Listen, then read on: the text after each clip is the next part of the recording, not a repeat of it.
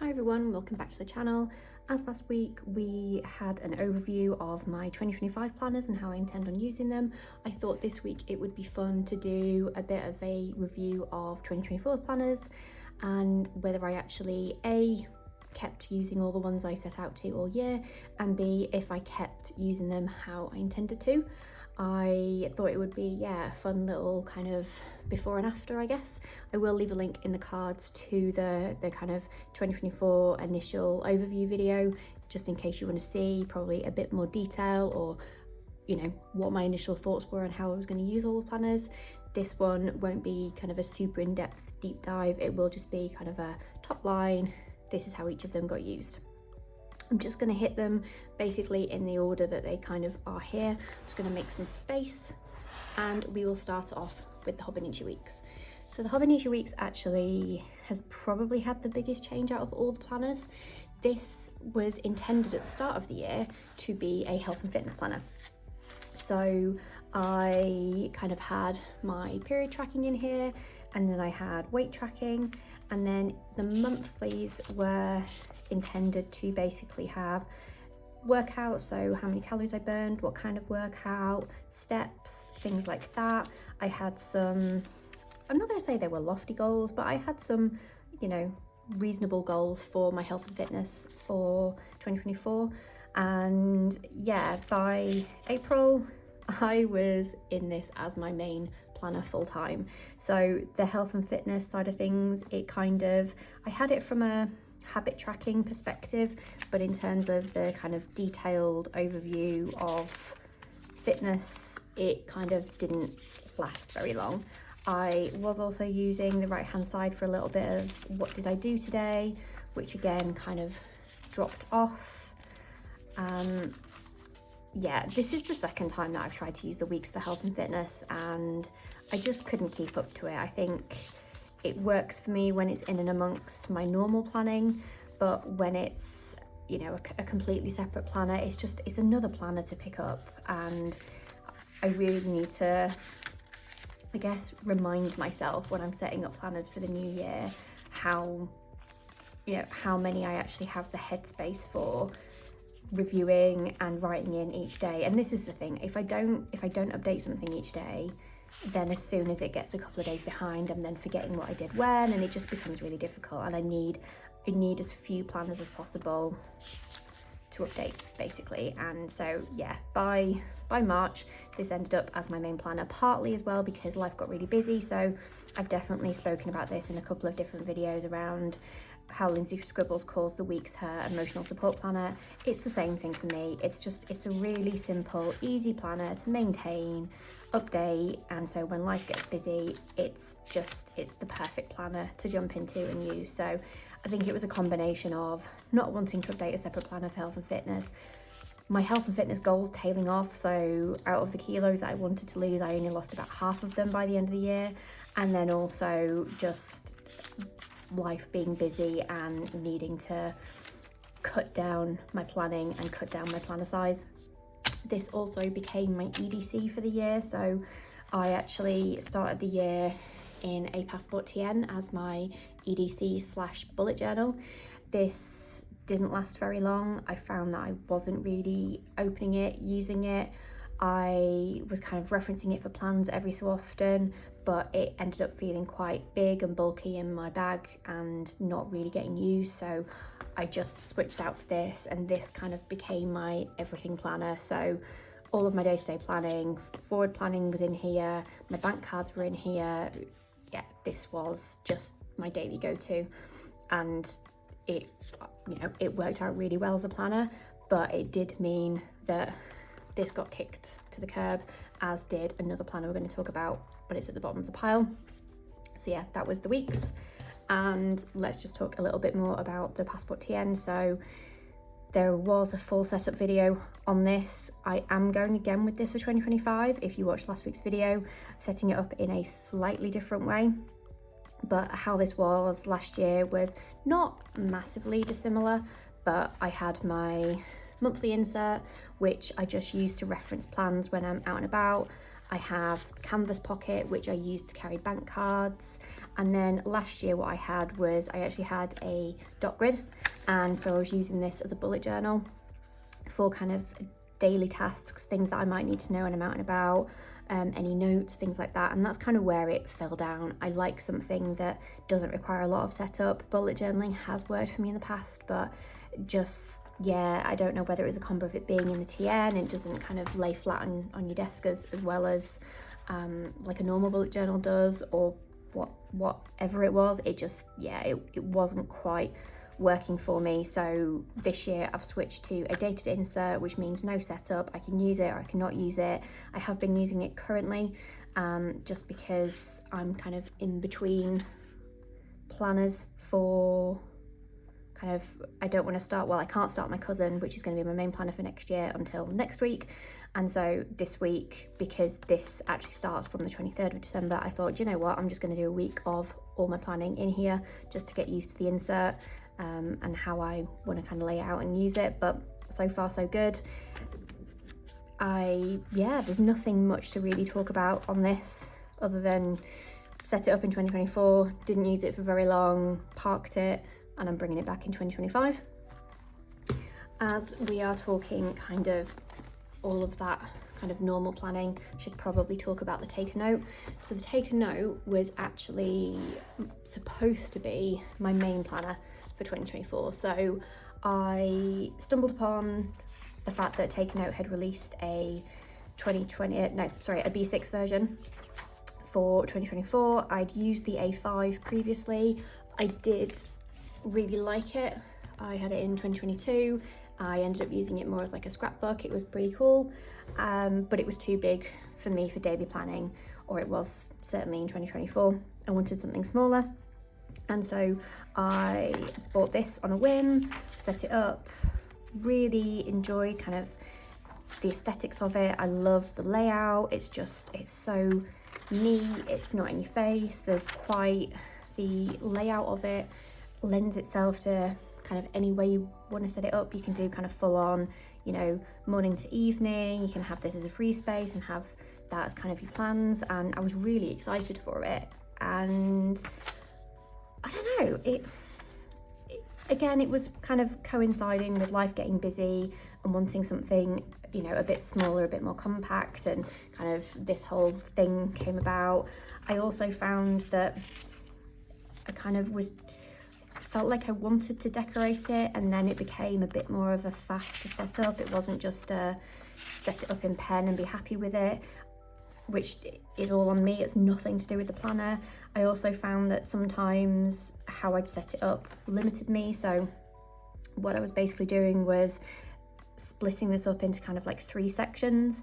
So I think the bottom one was all about content. This one was Lethbridge paper shop things. And this was life. And what I found is that some days I might have more than 6 tasks in one of the areas, and then it was full. And here I was using for events, but it only gave me space for 2. So if I had more than 2 events, it was full. And it just, something that I thought was going to give me lots of flexibility ended up kind of not sometimes. It was, yeah, really weird. I am sad that actually it didn't work out, because I still look at this and go, this is a really lovely planner. I really enjoy like looking at it, and it just, this should have been a perfect planner for me. And I don't know, because we bought a house and everything got really busy last year, maybe it just wasn't the right time for it. But yeah, this got ditched, I think, as you probably saw. Yeah, end of Feb, sadly. So yeah, that was the Take a Note. I highly recommend it as a planner. The quality is fantastic. It's really reasonably priced. The paper quality is high. If you like the kind of format of the cousin but don't like the daily pages, this effectively gives you that, because you've just got some, I mean, it's still a good chunk of note pages in the back. So, you know, if you wanted to do kind of a bit of bullet journaling with a weekly setup, this would actually be perfect for it as well. This would actually make a really good planner for work. If I hadn't been so adamant on buying a week's for this year, because I can't bring myself to not have a week's in my lineup, this would have actually been a really good work planner, just to have everything out, but then have that free space for notes and things like that. Maybe next year. Next up we have my Filofax Personal. I'm not really going to go into too much detail on this because this got set up in exactly the same way as 2023 for 2024, and I've used it in the same way, or rather in the way that I intended to. This is basically my reference planner. It's got perpetual calendars in here for birthdays and anniversaries and things, and it's got like shop information and kind of, you know, I use it for basically setting up my month. There's then kind of some finance bits, some home bits, like say some shop stuff, kind of cut settings, sticker paper suppliers, things like that. And this is just, it lives on the side. If there's, you know, info that I need that is kind of long-term info, I know it'll be in here somewhere. And yeah, it's just, this is my kind of consistent planner that doesn't really change. It's only changing slightly for 2025 because I found some cool wine tasting inserts in Japan. But other than that, this just stays the same year after year with its really annoying pen loop. Next we have the standard TN. So this is in camel, and this is basically how I set it up at the start of the year. As you can see, it is crazy chunky. Inside we have a canvas pocket that I use to basically store ephemera ready for scrapbooking. So this is my scrapbooking inserts. This is where the bulk of the chunk is. It's a Good Impressions insert in dot grid with Tomorrow River paper, and I've just been using it to scrapbook throughout the whole year. This wasn't anything really that was going to change because once I've started scrapbooking in something, I'm going to finish the year in it. I don't want like half a year in one, half a year in another. I like to have a complete book that just sits on my shelf that I can flick through and refer to if I want to have a look at something. I then just have a few bits in here, like this pocket that's again got random little ephemera bits that either I want to use for the scrapbook or I'm just keeping them aside for some kind of random junk journaling or something like that. I then have this insert, which I did a video on a little while ago around kind of journaling. I think I called it journaling with purpose, but this was basically not something I use loads, but if I just felt like having a creative 5 minutes and kind of playing with stickers and washi and papers and stuff, I just had to play around in here. Did a couple of pages. I then went through and started adding some quotes that mean something to me or are funny or just, yeah, enjoyable quotes. And I've not used it loads, as you can see, like across the whole year I've used not even half, so this is one that will stay in here for next year. But broadly I use this exactly how I intended to and won't be using it in the same way for next year because this chunk is ridiculous. It got really hard to do the pages towards the end, so I do have a slightly different setup for 2025, but I will be using this in a different way for next year because I love this traveller's notebook cover, it's beautiful. And finally we have the cousin. Now the cousin probably had the loosest plan for 2024.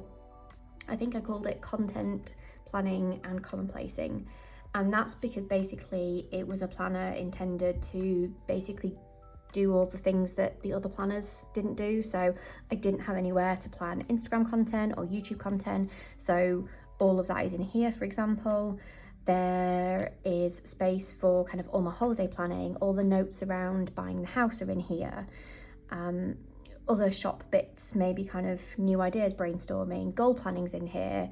It's all the other bitty things that could have probably just gone in a notebook, but I liked the idea of having it in a cousin and having it kind of organised in some way, shape or form. So like when I did my Japan scrapbooking, I've used the days where I was actually in Japan, so it just kind of ties loosely to that.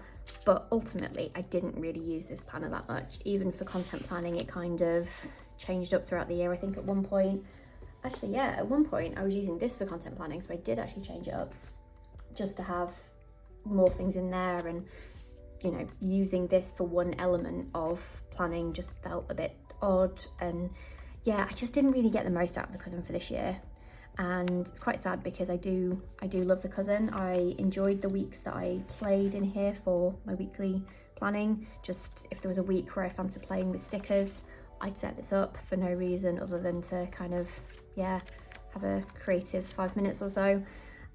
But other than that, it didn't really get used that much. At one point I did try and do some, so I think I think when I stopped using my take a note, I think I might have used this for a few weeks before I then jumped into the weeks. But yeah, if I ever do a flip through of this, there'll be a lot of empty pages and a lot of really kind of random back and forth of 1 minute I'm using it for this, 1 minute for that. There'll be lots of like scratch paper pages. Yeah, bit kind of what I expected it to look like come the end of the year, really. Just a bit of a mishmash of everything else that could have been in a notebook, but didn't want to have to set up any kind of monthly pages or anything. I just wanted a book that I can pick up and put down as and when. I like the daily pages because then I can index them, which, as you can see, lasted a really long time, but then I didn't really use the dailies much until probably towards the end of the year, so I could go back and kind of fill in the indexing. But yeah, that bit of a mess of a planner.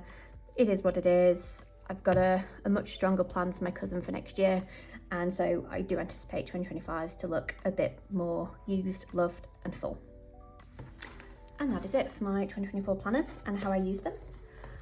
How did you do with your planner setups for 2024? Did you continue using everything how you set out to? Did you change things up?